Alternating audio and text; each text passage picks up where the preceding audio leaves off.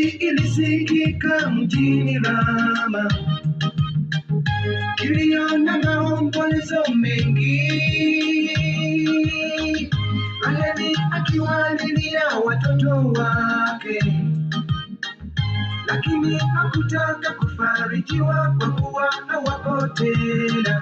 Bwana asema, kuzuia sauti yako isilie mama, na macho yako kamwe yasitoke machozi, tulia, jipe moyo. Bwana asema, kuzuia sauti yako isilie baba, na macho yako kamwe yasitoke machozi, tulia, jipe moyo. Ana kazi yako itapata thawabu, na kwa nguvu mpya utainuliwa tena. Wakati tulio nao si wa kuomboleza tena, siku za kilio zimepita, zimekwisha. Sasa tusonge tena mbele kwa kazi yake Bwana, matokeo kamwe hayatatukatisha tamaa, na tutaweza yote kwa jina lake mwenye nguvu, na kwa mkono wake yeye mwenyewe atatuongoza. Wakati tulio nao si wa kuomboleza tena, siku za kilio zimepita, zimekwisha.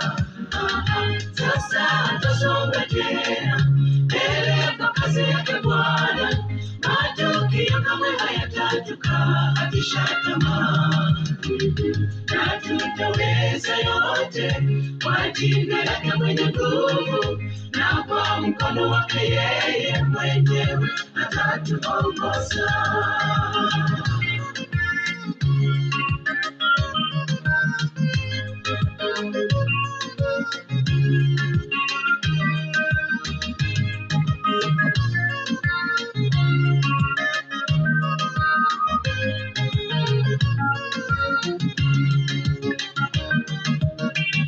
Twatiwa nguvu kwa neno lake Bwana Mungu,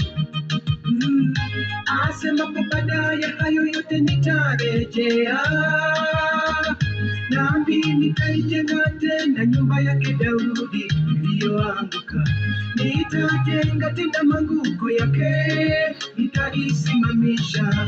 Kwa ajili yake Bwana twaweza kuuawa mchana usiku.